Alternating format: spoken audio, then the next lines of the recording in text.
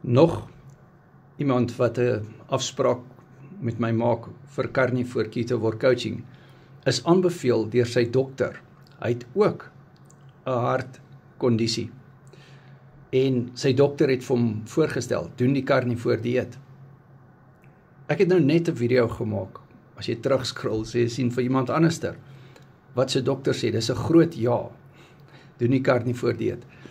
Ek is so geïnspireerd deur hierdie dokter, of dokters dan nou, wat die Carnivore dieet aanbeveel, spesifiek met hartkondisies.